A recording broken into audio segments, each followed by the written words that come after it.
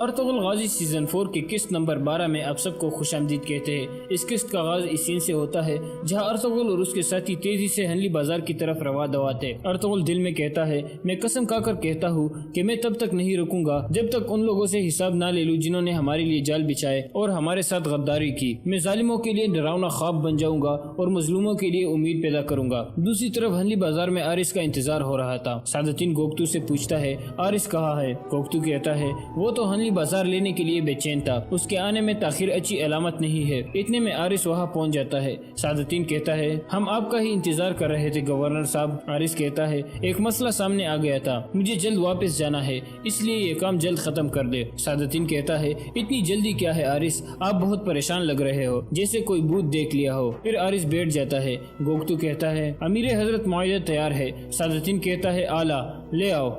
Governor Aaris जल्दी में है। दुंदार और बहादुर के आगे मुआहदे का एक एक कागज रख दिया जाता है और वो दोनों अपनी अपनी मोहरें निकाल लेते हैं। फिर सादतीन कहता है, दुंदार साहब, इस मुआहदे के मुताबिक बहादुर साहब उस मुआहदे के साथ वफादार रहेंगे जो अर्तुगरुल साहब ने ताजिरों के साथ किया था, और गवर्नर आरिस एक माहिर ताजिर को यहाँ लाएंगे जो इनकी मदद करेगा। आरिस कहता है, और मैं उस वादे पर कायम रहूंगा जो मैंने अर्तुगरुल साहब के साथ मिलकर किया था। मैं रूम की ताजिरों को इस बाजार में तिजारत करने के लिए आमादा करूंगा। इसके बाद बहादुर अपने आदमियों को इशारा करता है तो वो सोने की सिक्कों वाला संदूक दुंदार के सामने रख देते हैं। दुंदार सिक्के देखकर खुश हो जाता है। फिर बहादुर और दुंदार कागजों पर मुहर लगा देते हैं। इतने में अर्तुगरुल भी हनली बाजार में पहुंच जाता है। बाजार के लोग अर्तुगरुल साहब जिंदाबाद के नारे लगाने लगते हैं।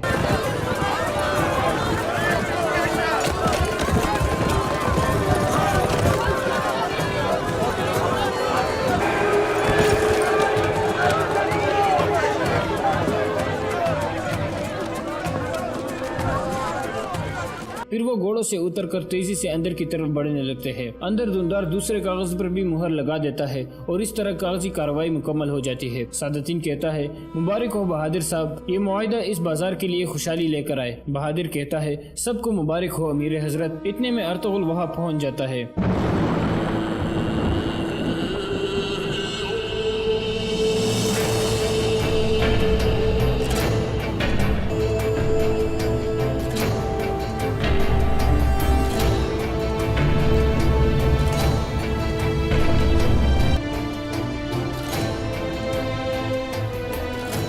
अबे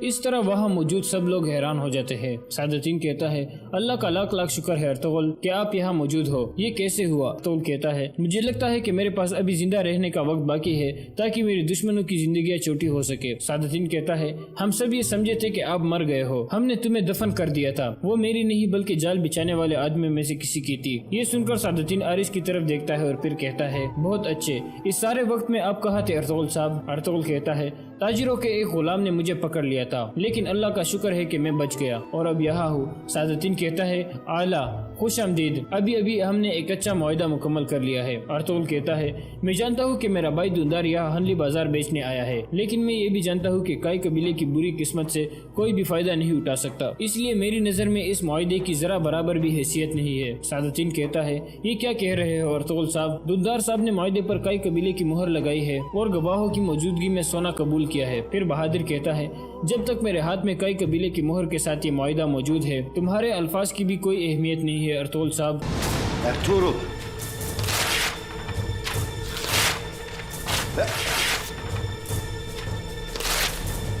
इस तरह अर्तुगरुल उस मुआहिदे के टुकड़े टुकड़े करके उसे फेंक देता है। ये देखकर बहादुर का बेटा अर्तुगरुल पर हमला कर देता है। इस तरह अर्तुगरुल बहादुर के गर्दन पर तलवार रख देता है और बहादुर के बाकी सब आदमियों को अर्तुगरुल के सिपाही काबू कर देते हैं।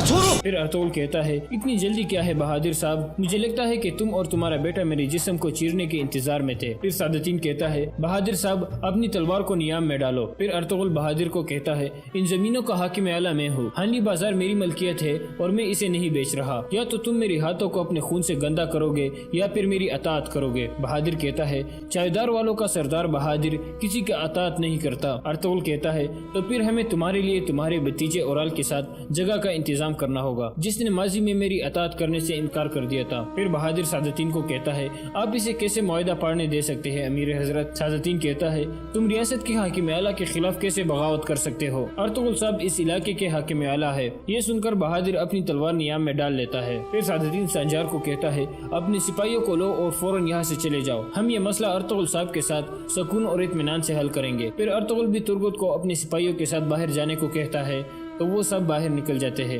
سنجار بھی اپنے سپاہیوں کے ساتھ باہر نکل جاتا ہے۔ باہر آ کر سنجار کہتا ہے ادھر دیکھو ترگت، یہ مت سمجھنا کہ تمہارا سردار واپس آ گیا ہے تو تمہیں بخش دیا جائے گا، تمہارے ہر کام کا تم سے حساب لیا جائے گا، اب سے کوئی بھی قدم اٹھانے سے پہلے 2 بار سوچ لینا۔ یہ سن کر بامسی بہت غصے میں آ جاتا ہے لیکن ترگت اسے روک لیتا ہے۔ پھر ترگت سنجار کو کہتا ہے تم یہ مت سوچنا کہ گیدڑوں کو آزادی سے گھومنے دیا جائے گا، ہم کبھی بھی ایسا نہیں ہونے دیں گے جیسا ہم نے ارطغرل صاحب کی غیر موجودگی میں بھی نہیں ہونے دیا۔ سنجار کہتا ہے تمہارا سردار اور تمہارے قبیلے کو ابھی بھی ایک قیمت چکانی پڑے گی ترگت، اور وہ قیمت دن بدن بڑھتی جا رہی ہے، وقت آنے پر تم لوگ اپنی خون سے یہ قیمت چکاؤ گے۔ ترگت کہتا ہے تمہارے دانت اتنے مضبوط نہیں کہ ہمیں چبا سکو، غلط جگہ پر اپنی تلوار مت اٹھاؤ، اس کی انجام میں تمہارا اپنا ہی گلا کٹ سکتا ہے۔ سنجار کہتا ہے ہم دیکھیں گے ترگت، ہم دیکھیں گے۔ پھر سنجار وہاں سے چلا جاتا ہے۔ اندر آرس کہتا ہے ارطغرل صاحب ڈاکو نے آپ کی غیر موجودگی کا فائدہ اٹھایا اور قافلوں پر حملے کیے، بازار کے معاملات خراب ہو گئے تھے، اس سے آپ کے اور ہمارے لوگ دونوں متاثر ہو رہے تھے۔ سعد الدین کہتا ہے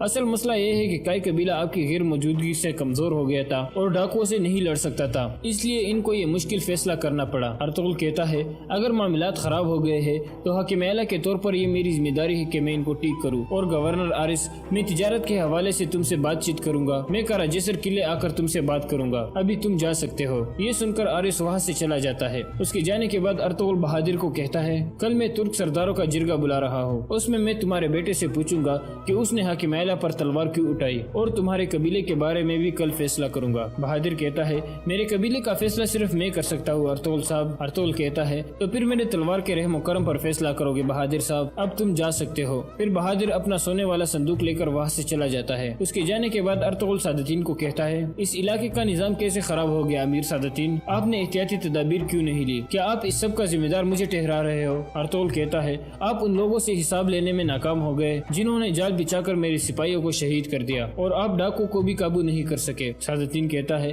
میں نے اپنی سپاہیوں کی مدد سے اپنی پوری کوشش کی، آپ کا بھائی دندار اس بات کا گواہ ہے، سلطان نے میری غیر موجودگی میں یہ علاقہ آپ کو سونپا تھا، لیکن آپ نے کیا کیا؟ آپ نے دندار کو ہنلی بازار بیچ کر ان زمینوں سے ہجرت کرنے پر آمادہ کر دیا۔ پھر سعد الدین کھڑا ہو جاتا ہے اور کہتا ہے مجھے خوشی ہوئی کہ آپ زندہ ہو، لیکن میری خوشی کو خراب مت کرو ارطغرل صاحب۔ ارطغرل کہتا ہے کل کے جرگے میں آپ آخری دفعہ میرے مہمان بنو گے، میں واپس آ گیا ہوں، اب آپ کی ذمہ داری یہاں ختم ہو گئی ہے، اس کے بعد آپ میرے علاقے میں مت داخل ہونا۔ سعد الدین مسکرانے لگتا ہے اور پھر وہاں سے چلا جاتا ہے۔ اس کے جانے کے بعد دندار کہتا ہے مجھ سے غلطی ہو گئی بھائی، مجھے معاف کر دے۔ ارطغرل کہتا ہے تم نے اپنی بیوقوفی کی وجہ سے سب کچھ اپنی مرضی سے ہونے دیا دندار، تم کیسے معافی کی طلبگار ہو سکتے ہو؟ اب مجھے بھائی مت کہنا، تم سے اور جن لوگوں نے تمہارا ساتھ دیا ان سے حساب لیا جائے گا۔ یہ کہہ کر ارطغرل باہر نکل جاتا ہے۔ باہر آ کر وہ ترگت سے کہتا ہے تم فوراً چائیدار قبیلے میں اسلحان خاتون کے پاس جاؤ، اسے کہو کہ جب بہادر کا قبیلہ ہجرت کر کے چائیدار قبیلے میں آ جائے گا اس کے بعد نئے سردار کے جرگے کا انتخاب ہوگا، اور کل میں ترک سرداروں کا جرگہ بلا رہا ہوں، اسلحان خاتون کو اس میں آنے کی دعوت دینا۔ دوسری طرف ارسس بیس بدل کر کاراجسر قلعے میں پہنچ چکا تھا اور ادھر ادھر گھوم رہا تھا۔ اتنے میں اس کی نظر ایک آدمی پر پڑتی ہے جو ایک دن پہلے لوکس کے ساتھ تھا اور لڑائی کے دوران زخمی ہو گیا تھا۔ ارسس اس کا پیچھا کرنے لگتا ہے۔ وہ آدمی گورنر ہاؤس کے دروازے پر پہنچ کر آرس کو کہتا ہے میں آپ سے کچھ ضروری بات کرنا چاہتا ہوں۔ آرس پہلے اسے ڈانٹتا ہے اور پھر اندر چلنے کو کہتا ہے۔ اس کے بعد ارسس واپس مڑ جاتا ہے۔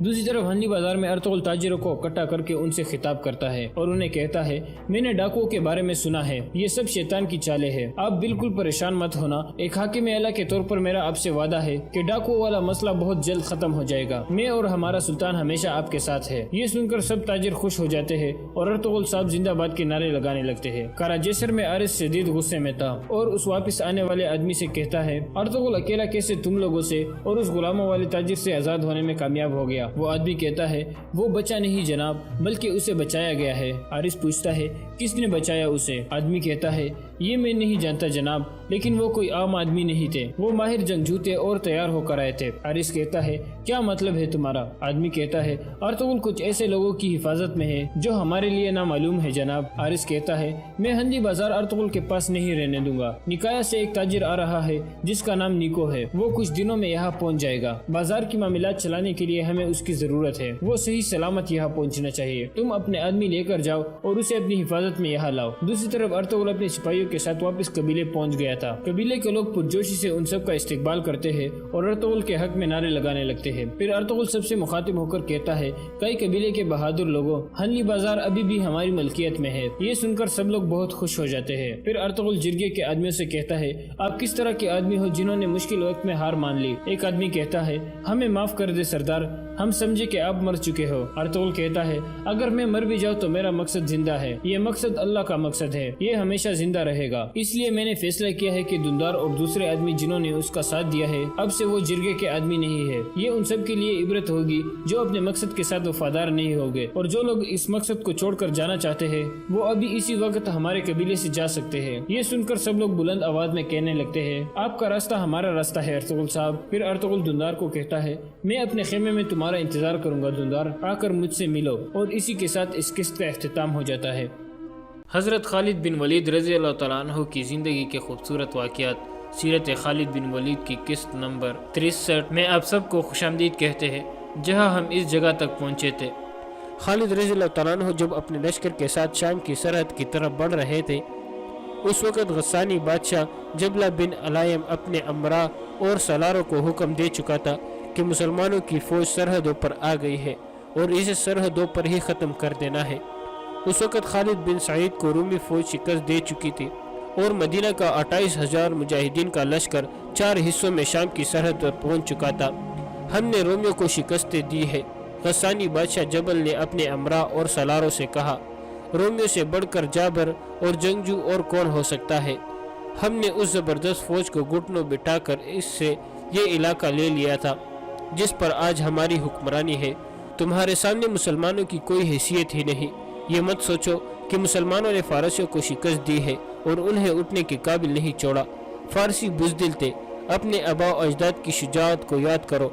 अगर तुमने अपने ऊपर मुसलमानों का खौफ तारी कर लिया तो रूमी ही जो आज हमारे भाई बने हुए हैं तुम पर चढ़ दौड़ आएंगे, फिर तुम दुश्मनों के दरमियान फंस जाओगे। मुसलमानों की तादाद बहुत थोड़ी है, वो ज़्यादा दिन तुम्हारे सामने नहीं ठहर सकेंगे। शहनशाह गस्सान एक मोमिन सालार ने कहा, उनकी तादाद थोड़ी है तो क्या वजह है कि फारिस की तमाम नामूर सालार उनके हाथों मारे गए हैं। ये कहना ठीक नहीं कि फारसी बुज़दिल थे। क्या हम अपने आप को धोखा नहीं दे रहे? क्या मुसलमानों ने फराज के मैदान में रूमियों और फारसियों के मुतहिदा फौज को शर्मनाक शिकस्त नहीं दी? ज़रूर दी है। जबला बिन अलायम ने कहा, मैं तुम्हारी बात कर रहा हूँ। अगर तुमने मुसलमानों को अपनी तलवारों के नीचे रख लिया तो रूमियों और फारसियों पर तुम्हारी बहादुरी की दहशत बैठ जाएगी और तुम जानते हो कि इसका तुम्हें क्या फ़ायदा पहुँचेगा। मेरा हुक्म यह है कि सरहद की हर एक बस्ती में ये पैगाम पहुँचा दो कि मुसलमानों का लश्कर या उनका कोई दस्ता किसी तरफ से गुजरे, उस पर हमला कर दो और उसे ज़्यादा से ज़्यादा नुकसान पहुँचाने की कोशिश करो। हर वो शख्स जिसने गस्सानी माँ का दूध पिया है वो अपने कबीले की आँख पर जान कुर्बान कर दे, लेकिन 3-4 मुसलमानों की जान ज़रूर ले। मैं अपने आप को धोखा नहीं दे रहा। मैं उन मुसलमानों को कमज़ोर नहीं समझता जो अपने वतन से इतनी दूर आ गए हैं। वो अपने अकीदे के बलबूते पर आए हैं। उनका अकीदा है कि उनका मज़हब सच्चा है और वो खुदा की बरतर बंदे हैं और खुदा उनकी मदद करता है। अगर तुम अपने अकीदों को मजबूती से पकड़ लो तो तुम उन्हें कुचल कर रख दोगे। कबीले के बच्चे बच्चे को लड़ाओ, औरतों को भी लड़ाओ और हर कोई ये कोशिश करे کہ مسلمانوں کو यहाँ से खाने को एक दाना ना मिले, पीने को पानी की बूंद ना मिले और उनके ऊंट और घोड़े इस घास की एक पत्ती ना खा सके जो तुम्हारी ज़मीन ने उगाई है।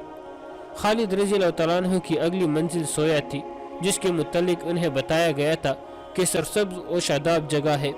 उनके रास्ते में पहली बस्ती आई तो उससे कुछ दूर कम व बेश 40 घुड़सवारों ने मुसलमानों के हर ओर पर इस तरह हमला किया कि घोड़े अचानक ठेलों के पीछे से निकले, सर पर दौड़ते आए और बर्चों से मुजाहिदीन पर हल्ला बोल दिया।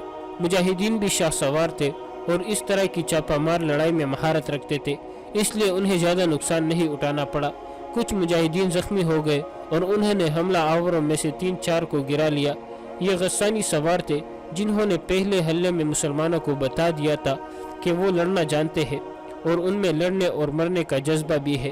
वो हल्ला बोलकर आगे निकल गए और बिखर गए थे। दूर जाकर वो फिर वापस आए। अब मुसलमान पूरी तरह तैयार थे। गस्सानियों ने हल्ला बोला, वो बर्चों और तलवारों से मसला थे। मुसलमानों ने इन्हें घेरे में लेने की कोशिश की, लेकिन वो बेजिगरी से लड़ते हुए निकल गए। उनका अंदाज जमकर लड़ने वाला था ही नहीं। तकरीबन इतने ही गस्सानी सवारों ने मुजाहिदीन के लश्कर के उगबी हिस्से पर भी हमला किया। ये भी छापा मार किस्म का हल्ला था। घोड़े सर पर दौड़ते आए और आगे निकल गए। खालिद रज़ियल्लाहु तआला अन्हु लश्कर के वस्त में थे।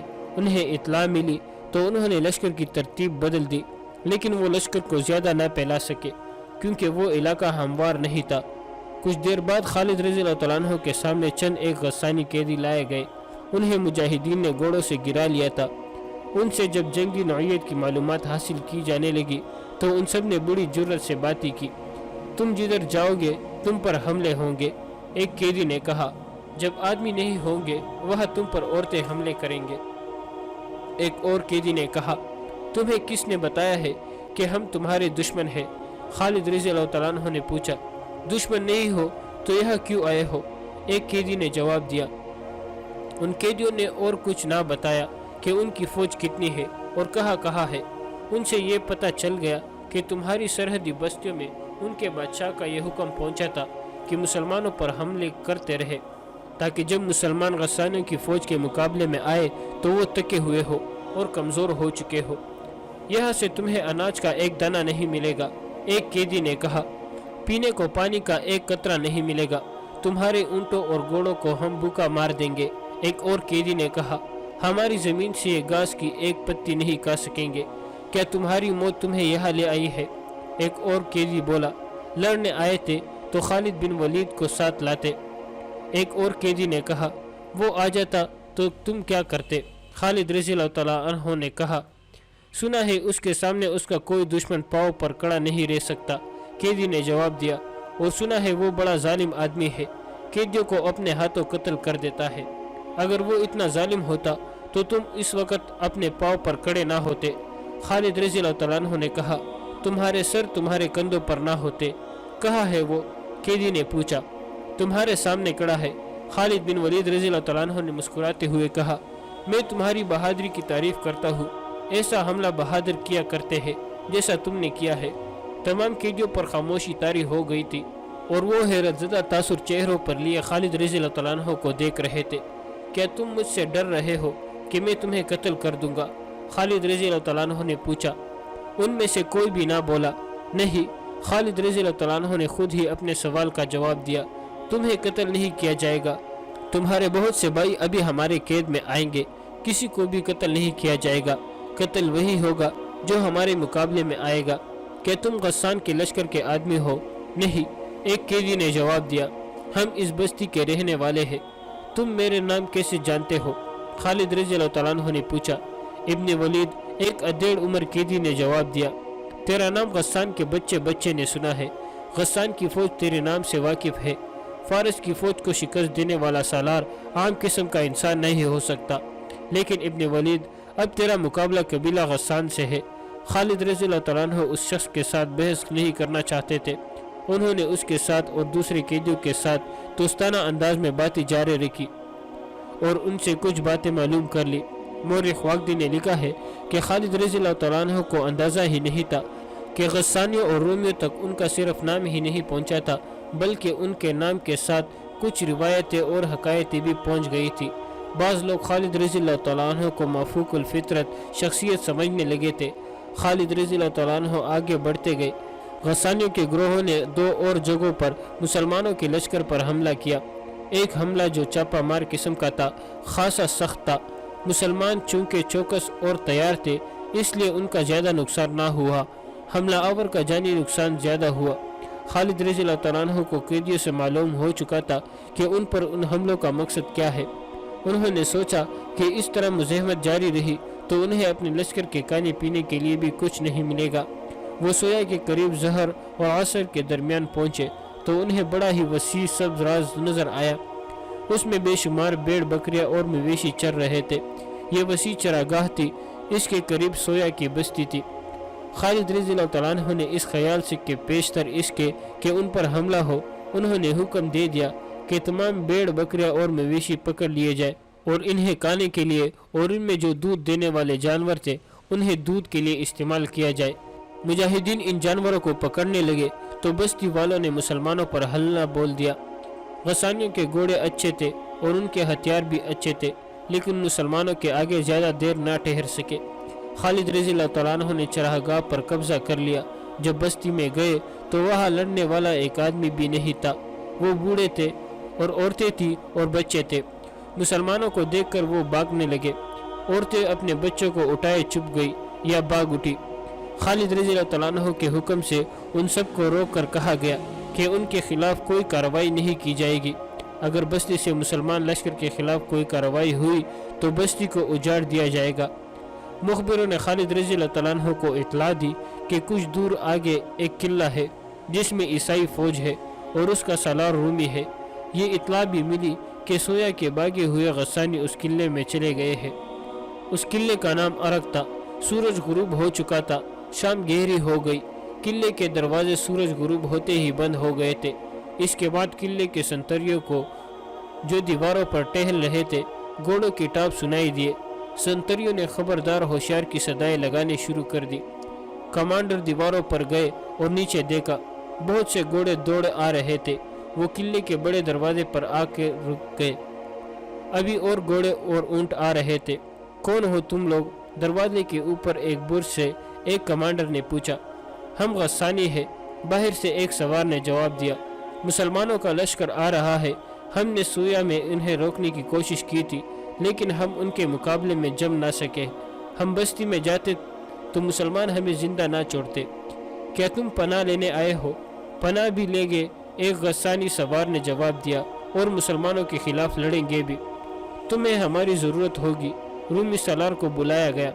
اس نے ان لوگوں سے اپنی تسلی کے لیے کئی سوال کیے اور ان کے لیے قلعے کا دروازہ کھول دیا۔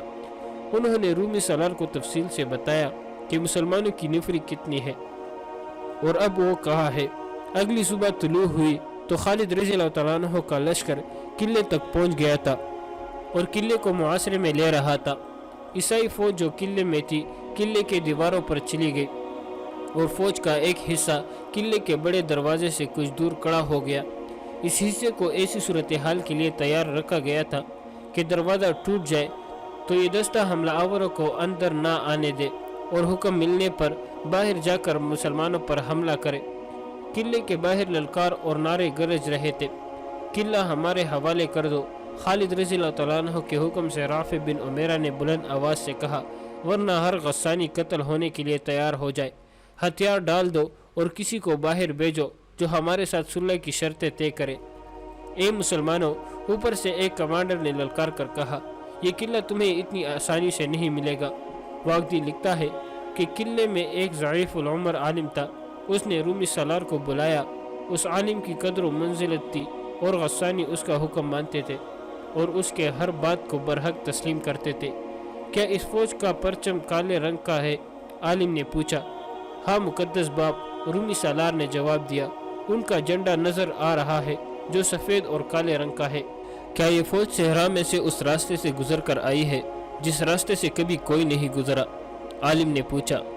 مورخ واقدی طبری اور ابن یوسف نے لکھا ہے کہ دو مخبروں نے اس عالم کو بتایا کہ مسلمانوں کی فوج صحرا کے اس حصے میں سے گزر کر آئی ہے جہاں اونٹ بھی نہیں جاتے اور جہاں سام بھی زندہ نہیں رہ سکتے۔ کیا اس فوج کے سالار کا قد اونچا ہے؟ معمر عالم نے پوچھا، کیا اس کا جسم گٹا ہوا ہے اور اس کے کندھے چوڑے ہیں؟ مقدس باپ، کسی نے جواب دیا، قد تو ان سب کے اونچے ہے اور جسم بھی سب کے گٹھے ہوئے ہے، لیکن اس کے کندھے سب سے چوڑے ہیں۔ کیا اس کی داڑھی زیادہ گھنی ہے؟ عالم نے پوچھا، کیا اس کے چہرے پر کہیں کہیں چچک کے گہرے داغ ہے؟ ہاں مقدس درویش، کسی اور نے جواب دیا، اس کی داڑھی دوسروں سے زیادہ گھنی ہے اور یہ داڑھی اس کے چہرے پر بہت اچھی لگتی ہے اور اس کے چہرے پر چچک کے کچھ داغ بھی ہے۔ اس عالم درویش نے رومی سالار اور عیسائی سرداروں کی طرف دیکھا اور کچھ دیر خاموش رہا، پھر اس نے اپنا سر دائیں بائیں دوبارہ ہلایا۔ یہ وہی شخص ہے جس کا مقابلہ کرنے کی ہمت تم میں سے کسی میں بھی نہیں، اس نے کہا۔ اے کہ تو جس کا احترام ہم سب پر لازم ہے، کیا کہہ رہا ہے؟ رومی سالار نے کہا، وہ تو ہمارا قیدی ہوگا جس سے تو ہمیں ڈرا رہا ہے۔ کیا تو نے ان کا انجام نہیں دیکھا جنہوں نے اس کا مقابلہ کیا تھا؟ عالم نے کہا، کیا وہ آسمانوں کا کوئی دیوتا ہے جسے زمین کا کوئی انسان شکست نہیں دے سکتا؟ ایک عیسائی سردار نے پوچھا۔ اے عیسائی سردار، عالم نے کہا، وہ چوڑے کندھوں اور چچک کے داغوں والا مدینہ سے آیا ہے، اس کے پاس علم ہے اور میرے پاس علم ہے، تیرے پاس نہ علم ہے نہ علم، تو رومی نہیں، تو غسانی بھی نہیں، اور جو مجھے نظر آتا ہے وہ تو نہیں دیکھ سکتا، اور تو کہتا ہے کہ وہ آسمان کا دیوتا تو نہیں۔ سن رومی سالار، اور تو بھی سن عیسائی سردار، جو اپنے لشکر کو اس صحرا میں سے زندہ گزار لایا ہے، جہاں کی ریت پہلے اندھا کرتی ہے، پھر جسم کو خشک لکڑی بناتی اور پھر جلا دیتی ہے، وہ انسان آسمانوں کے دیوتاؤں کو بھی شکست دے سکتا ہے۔ میں کچھ اور نہیں کہتا سوائے اس کے کہ قلعہ اس کے حوالے کر دو، اور اگر لڑنا چاہو تو عقل اور ہوش سے کام لینا، لیکن عقل تمہارے ساتھ نہیں دے گی۔ اس وقت جب یہ عالم اور درویش قلعہ دار اور عیسائی سردار کو بتا رہا تھا کہ وہ خالد رضی اللہ عنہ کے مقابلے میں آئے، تو ذرا سوچ لے، اس وقت قلعے کے اندر مسلمانوں کی للکار سنائی دے رہی تھی، دروازے کھول دو، ہتھیار ڈال دو، ہم قلعہ لینے آئے ہیں، اپنے لشکر کو، عورتوں کو اور بچوں کو بچاؤ۔ اچھا جبل نے اپنے امراء اور سالاروں سے کہا، رومیوں سے بڑھ کر جابر اور جنگجو اور کون ہو سکتا ہے؟ ہم نے اس زبردست فوج کو گھٹنوں بٹھا کر اس سے یہ علاقہ لے لیا تھا جس پر آج ہماری حکمرانی ہے۔ تمہارے سامنے مسلمانوں کی کوئی حیثیت ہی نہیں۔ یہ مت سوچو کہ مسلمانوں نے فارسیوں کو شکست دی ہے اور انہیں اٹھنے کے قابل نہیں چھوڑا۔ فارسی بزدل تھے، اپنے آباء و اجداد کی شجاعت کو یاد کرو۔ اگر تم نے اپنے اوپر مسلمانوں کا خوف طاری کر لیا تو رومی ہی جو آج ہمارے بھائی بنے ہوئے ہیں تم پر چڑھ دوڑ آئیں گے، پھر تم دشمنوں کے درمیان پھنس جاؤ گے۔ مسلمانوں کی تعداد بہت توڑی ہے، وہ زیادہ دن تمہارے سامنے نہیں ٹھہر سکیں گے۔ شہنشاہ غسان، ایک مومن سالار نے کہا، ان کی تعداد توڑی ہے تو کیا وجہ ہے کہ فارس کی تمام نامور سالار ان کے ہاتھوں مارے گئے ہیں؟ یہ کہنا ٹھیک نہیں کہ فارسی بزدل تھے۔ کیا ہم اپنے آپ کو دھوکہ نہیں دے رہے؟ کیا مسلمانوں نے فراز کے میدان میں رومیوں اور فارسیوں کے متحدہ فوج کو شرمناک شکست نہیں دی؟ ضرور دی ہے، جبلہ بن علائم نے کہا۔ میں تمہاری بات کر رہا ہوں۔ اگر تم نے مسلمانوں کو اپنی تلواروں کے نیچے رکھ لیا تو رومیوں اور فارسیوں پر تمہاری بہادری کی دہشت بیٹھ جائے گی، اور تم جانتے ہو کہ اس کا تمہیں کیا فائدہ پہنچے گا۔ میرا حکم یہ ہے کہ سرحد کی ہر ایک بستی میں یہ پیغام پہنچا دو کہ مسلمانوں کا لشکر یا ان کا کوئی دستہ کسی طرف سے گزرے، اس پر حملہ کر دو اور اسے زیادہ سے زیادہ نقصان پہنچانے کی کوشش کرو۔ ہر وہ شخص جس نے غسانی ماں کا دودھ پیا ہے وہ اپنے قبیلے کی آنکھ پر جان قربان کر دے، لیکن 3-4 مسلمانوں کی جان ضرور لے۔ میں اپنے آپ کو دھوکہ نہیں دے رہا، میں ان مسلمانوں کو کمزور نہیں سمجھتا جو اپنے وطن سے اتنی دور آ گئے ہیں۔ وہ اپنے عقیدے کے بل بوتے پر آئے ہیں۔ ان کا عقیدہ ہے کہ ان کا مذہب سچا ہے اور وہ خدا کی برتر بندے ہیں اور خدا ان کی مدد کرتا ہے۔ اگر تم اپنے عقیدوں کو مضبوطی سے پکڑ لو تو تم انہیں کچل کر رکھ دو گے۔ قبیلے کے بچے بچے کو لڑاؤ، عورتوں کو بھی لڑاؤ، اور ہر کوئی یہ کوشش کرے کہ مسلمانوں کو یہاں سے کھانے کو ایک دانہ نہ ملے، پینے کو پانی کی بوند نہ ملے، اور ان کے اونٹ اور گھوڑے اس گھاس کی ایک پپتی نہ کھا سکے جو تمہاری زمین نے اگائی ہے۔ خالد رضی اللہ عنہ کی اگلی منزل سویا تھی، جس کے متعلق انہیں بتایا گیا تھا کہ سرسبز و شاداب جگہ ہے۔ ان کے راستے میں پہلی بستی آئی تو तो उससे कुछ दूर कम व बेश 40 घुड़सवारों ने मुसलमानों के हर ओर पर इस तरह हमला किया कि घोड़े अचानक टेलों के पीछे से निकले, सर पर दौड़ते आए और बर्चों से मुजाहिदीन पर हल्ला बोल दिया। मुजाहिदीन भी शाह सवार थे और इस तरह की चापामार लड़ाई में महारत रखते थे, इसलिए उन्हें ज़्यादा नुकसान नहीं उठाना पड़ा। कुछ मुजाहिदीन जख्मी हो गए और उन्होंने हमला आवरों में से 3-4 को गिरा लिया। ये गस्सानी सवार थे जिन्होंने पहले हल्ले में मुसलमानों को बता दिया था कि वो लड़ना जानते हैं और उनमें लड़ने और मरने का जज्बा भी है। वो हल्ला बोलकर आगे निकल गए और बिखर गए थे। दूर जाकर वो फिर वापस आए। अब मुसलमान पूरी तरह तैयार थे। गस्सानियों ने हल्ला बोला, वो बर्चों और तलवारों से मसला थे। मुसलमानों ने इन्हें घेरे में लेने की कोशिश की, लेकिन वो बेजिगरी से लड़ते हुए निकल गए। उनका अंदाज जमकर लड़ने वाला था ही नहीं। तकरीबन इतने ही गस्सानी सवारों ने मुजाहिदीन के लश्कर के उगबी हिस्से पर भी हमला किया। ये भी चापा मार किस्म का हल्ला था। घोड़े सर पर दौड़ते आए और आगे निकल गए। खालिद रज़ियल्लाहु तआला अन्हु लश्कर के वस्त में थे। उन्हें इत्तला मिली तो उन्होंने लश्कर की तरतीब बदल दी, लेकिन वो लश्कर को ज़्यादा न फैला सके क्योंकि वो इलाका हमवार नहीं था। कुछ देर बाद खालिद रज़ियल्लाहु तआला अन्हु के सामने चंद एक गस्सानी कैदी लाए गए। उन्हें मुजाहिदीन ने घोड़ों से गिरा लिया था। उनसे जब जंगी नौइयत की मालूमात हासिल की जाने लगी तो उन सब ने बड़ी जुर्रत से बातें की। तुम जिधर जाओगे तुम पर हमले होंगे, एक कैदी ने कहा। जब आदमी नहीं होंगे वह तुम पर औरतें हमले करेंगे। एक और कैदी ने कहा, तुम्हें किसने बताया है कि हम तुम्हारे दुश्मन हैं? खालिद रज़ियल्लाहु तआला अन्हु ने पूछा, दुश्मन नहीं हो तो यह क्यों आए हो? एक कैदी ने जवाब दिया। उन कैदियों ने और कुछ ना बताया कि उनकी फौज कितनी है और कहाँ है। उनसे ये पता चल गया कि तुम्हारी सरहदी बस्तियों में उनके बादशाह का यह हुक्म पहुंचा था कि मुसलमानों पर हमले करते रहे, ताकि जब मुसलमान गस्सानियों की फौज के मुकाबले में आए तो वो थके हुए हो और कमज़ोर हो चुके हो। यहाँ से तुम्हें अनाज का एक दाना नहीं मिलेगा।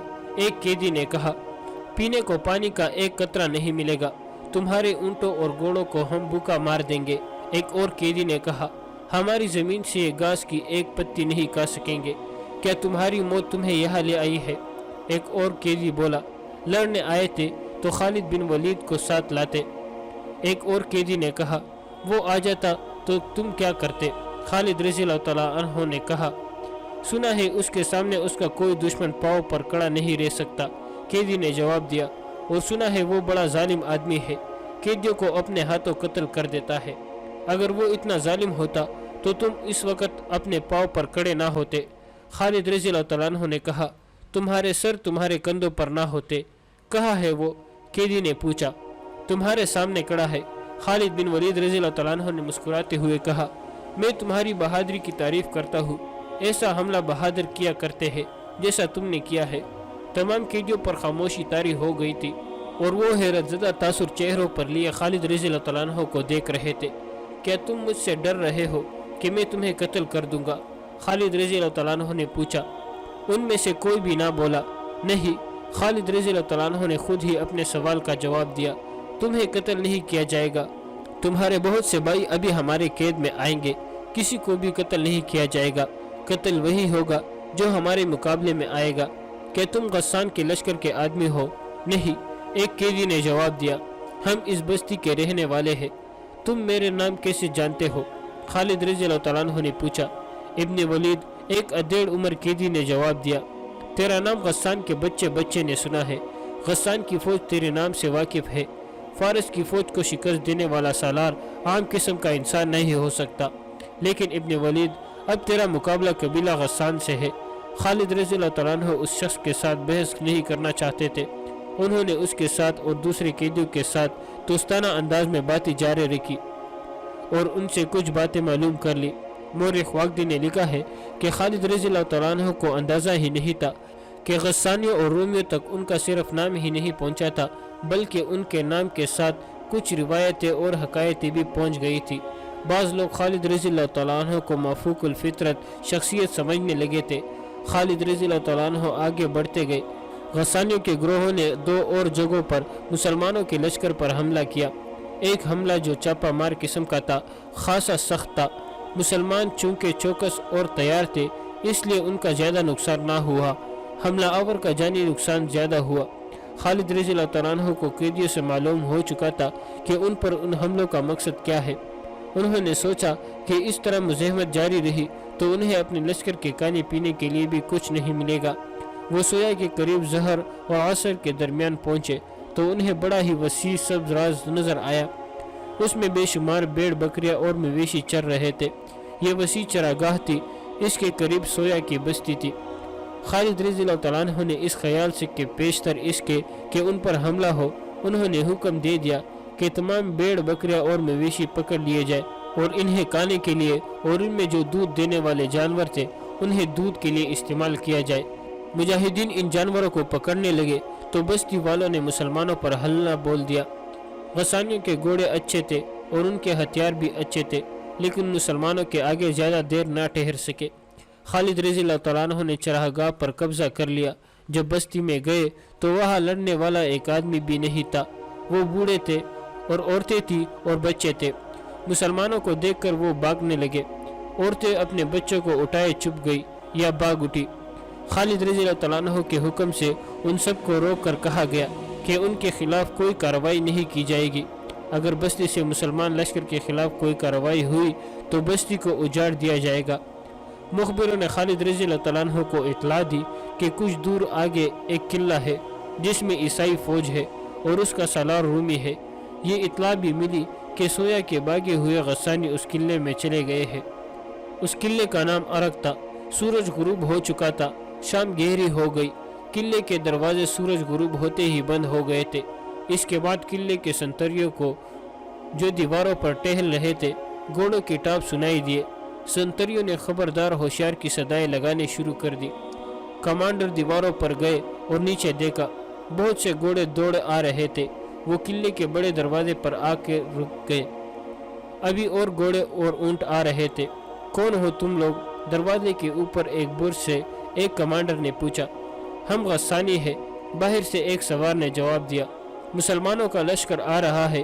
ہم نے سویا میں انہیں روکنے کی کوشش کی تھی لیکن ہم ان کے مقابلے میں جم نہ سکے۔ ہم بستی میں جاتے تو مسلمان ہمیں زندہ نہ چھوڑتے۔ کیا تم پناہ لینے آئے ہو؟ پناہ بھی لیں گے، ایک غسانی سوار نے جواب دیا، اور مسلمانوں کے خلاف لڑیں گے بھی۔ تمہیں ہماری ضرورت ہوگی۔ رومی سالار کو بلایا گیا۔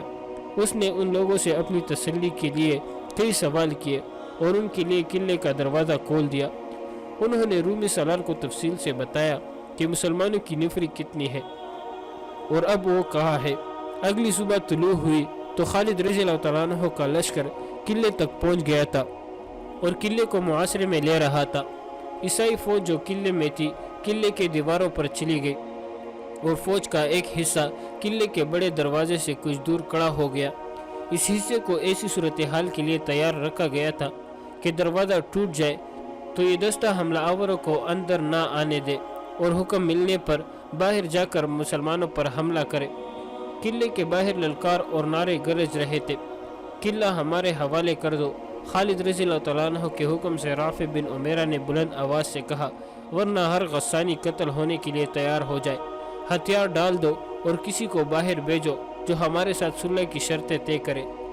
اے مسلمانوں، اوپر سے ایک کمانڈر نے للکار کر کہا، یہ قلعہ تمہیں اتنی آسانی سے نہیں ملے گا۔ واقعی لکھتا ہے کہ قلعے میں ایک ضعیف العمر عالم تھا۔ اس نے رومی سالار کو بلایا۔ اس عالم کی قدر و منزلت تھی اور غسانی اس کا حکم مانتے تھے اور اس کے ہر بات کو برحق تسلیم کرتے تھے۔ کیا اس فوج کا پرچم کالے رنگ کا ہے؟ عالم نے پوچھا۔ ہاں مقدس باپ، رومی سالار نے جواب دیا، ان کا جھنڈا نظر آ رہا ہے جو سفید اور کالے رنگ کا ہے۔ کیا یہ فوج صحرا میں سے اس راستے سے گزر کر آئی ہے جس راستے سے کبھی کوئی نہیں گزرا؟ عالم نے پوچھا۔ مورخ واقدی طبری اور ابن یوسف نے لکھا ہے کہ دو مخبروں نے اس عالم کو بتایا کہ مسلمانوں کی فوج صحرا کے اس حصے میں سے گزر کر آئی ہے جہاں اونٹ بھی نہیں جاتے اور جہاں سام بھی زندہ نہیں رہ سکتے۔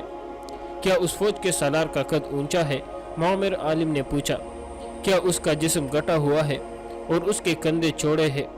مقدس باپ، کسی نے جواب دیا، قد تو ان سب کے اونچے ہے اور جسم بھی سب کے گٹھے ہوئے ہے، لیکن اس کے کندھے سب سے چوڑے ہیں۔ کیا اس کی داڑھی زیادہ گھنی ہے؟ عالم نے پوچھا۔ کیا اس کے چہرے پر کہیں کہیں چچک کے گہرے داغ ہے؟ ہاں مقدس درویش، کسی اور نے جواب دیا۔ اس کی داڑھی دوسروں سے زیادہ گھنی ہے اور یہ داڑھی اس کے چہرے پر بہت اچھی لگتی ہے اور اس کے چہرے پر چچک کے کچھ داغ بھی ہے۔ اس عالم درویش نے رومی سالار اور عیسائی سرداروں کی طرف دیکھا اور کچھ دیر خاموش رہا، پھر اس نے اپنا سر دائیں بائیں دوبارہ ہلایا۔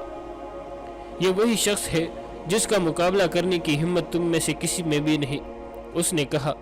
اے کہ تو جس کا احترام ہم سب پر لازم ہے، کیا کہہ رہا ہے؟ رومی سالار نے کہا، وہ تو ہمارا قیدی ہوگا جس سے تو ہمیں ڈرا رہا ہے۔ کیا تو نے ان کا انجام نہیں دیکھا جنہوں نے اس کا مقابلہ کیا تھا؟ عالم نے کہا، کیا وہ آسمانوں کا کوئی دیوتا ہے جسے زمین کا کوئی انسان شکست نہیں دے سکتا؟ ایک عیسائی سردار نے پوچھا۔ اے عیسائی سردار، عالم نے کہا، وہ چوڑے کندھوں اور چچک کے داغوں والا مدینہ سے آیا ہے۔ اس کے پاس علم ہے اور میرے پاس علم ہے۔ تیرے پاس نہ علم ہے نہ علم، تو رومی نہیں، تو غسانی بھی نہیں، اور جو مجھے نظر آتا ہے وہ تو نہیں دیکھ سکتا، اور تو کہتا ہے کہ وہ آسمان کا دیوتا تو نہیں۔ سن رومی سالار، اور تو بھی سن عیسائی سردار، جو اپنے لشکر کو اس صحرا میں سے زندہ گزار لایا ہے، جہاں کی ریت پہلے اندھا کرتی ہے، پھر جسم کو خشک لکڑی بناتی اور پھر جلا دیتی ہے، وہ انسان آسمانوں کے دیوتاؤں کو بھی شکست دے سکتا ہے۔ میں کچھ اور نہیں کہتا سوائے اس کے کہ قلعہ اس کے حوالے کر دو، اور اگر لڑنا چاہو تو عقل اور ہوش سے کام لینا، لیکن عقل تمہارے ساتھ نہیں دے گی۔ اس وقت جب یہ عالم اور درویش قلعہ دار اور عیسائی سردار کو بتا رہا تھا کہ وہ خالد رضی اللہ عنہ کے مقابلے میں آئے، تو ذرا سوچ لے، اس وقت قلعے کے اندر مسلمانوں کی للکار سنائی دے رہی تھی، دروازے کھول دو، ہتھیار ڈال دو، ہم قلعہ لینے آئے ہیں، اپنے لشکر کو، عورتوں کو اور بچوں کو بچاؤ۔